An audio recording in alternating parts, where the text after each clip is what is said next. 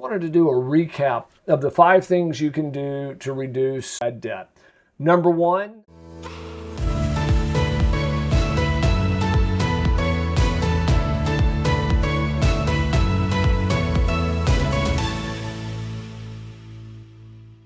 well, hello everyone, this is Wilson Cole and I'm president of Adams, Evans & Ross, and recently I had done a webinar on the 5 things you can do to reduce bad debt. The webinar went into great detail, but there were some that certainly weren't able to make it that I know wanted to be there, and so I wanted to do a recap of the 5 things you can do to reduce your bad debt. Number 1, if you're a recruiter, dear God, get a contract signed. If you don't get a contract signed, yes, we can still help you collecting it, but if you want to reduce the amount of time that you need me, get a contract signed. Number 2, if you are staffing or contract, run credit on the company. And, I'll have recruiters tell me, Wilson, I've got a contract company or a payroll company. They handle all that for me. Or even a staffing firm will tell us the same thing. Whether you've got a back office or you're using a line of credit, you're still on the hook. I can assure you that if you're using a contract company and that company does not pay your payroll company, guess what? Their next line of defense is you're on the hook. So I would run credit. You're in essence co-signing for your clients. So run credit. Number 3, go out and Google the name of the company. You would be shocked at what happens when you run a Google search on a company. There's companies that we get in here that had our clients just simply Googled their name, they wouldn't have extended credit for $100,000 worth of nurses or spent 5 months doing 6 different executive searches for them because they would have seen that they would have been bad.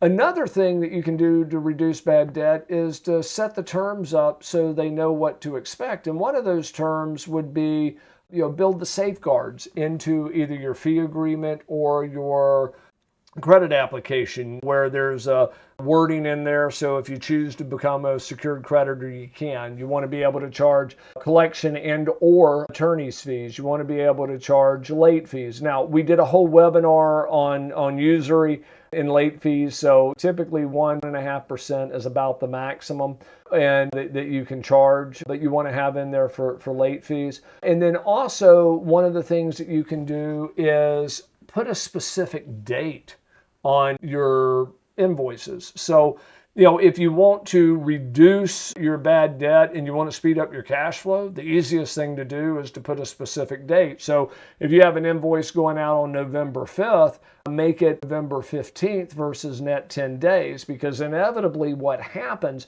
is you're going to spend 3 or 4 days in mail. It's going to work its way through the company, get to AP, and it's November 10th. Well, you know what? At November 10th, 15 days is now November 25th since they received it. But if it has the 15th, they'll go ahead and top stack it and you'll probably get paid in the next check run.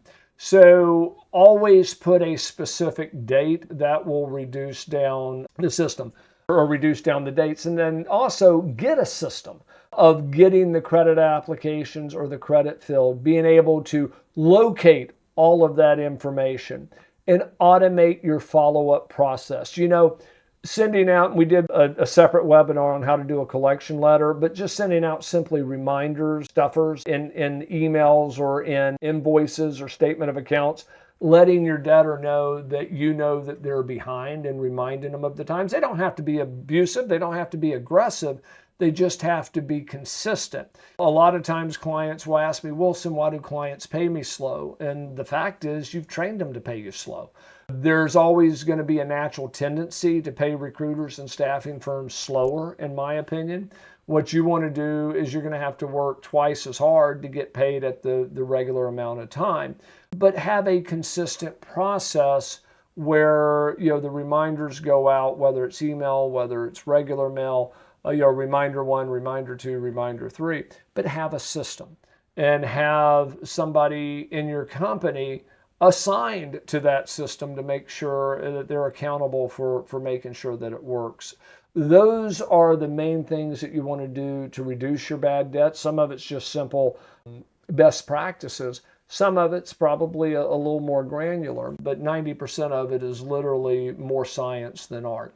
If we can help you with any of your bad debt where something's run through your system and they still haven't paid, we'd certainly like to talk to you. Visit our website over at staffingdebt.com. You can click on a 30-minute consultation with either myself or one of our staff attorneys.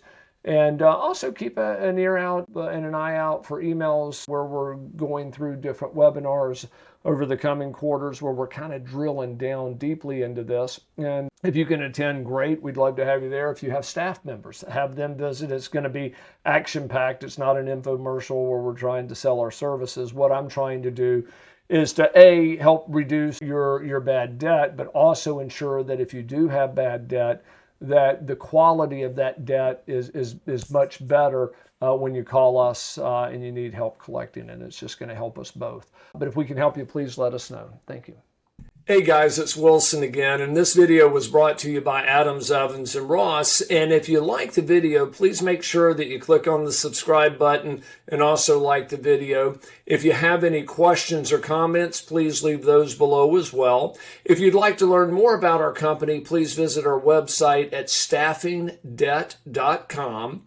And also remember, if there's no collection, there's absolutely no cost at all.